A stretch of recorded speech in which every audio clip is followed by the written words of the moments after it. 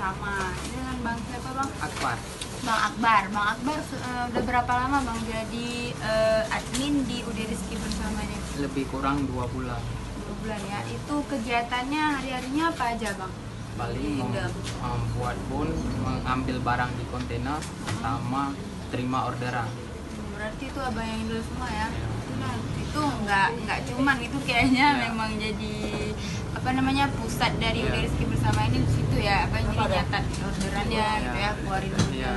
Dan kami juga yang pegang untuk sementara ini, kami yang pegang apa gudang kontainer. Ya, kuncinya itu berarti barangnya di situ semua. Di situ semua. Jadi barang yang keluar abang yang tahu berapa yang masuk. Tanggung jawab kami. Itu besar sekali tanggung jawabnya. Nah, teman-teman, jadi UD Rizki Bersama ini memiliki beberapa apa namanya distributor ya. Salah satunya adalah Oke, dari Oke ya.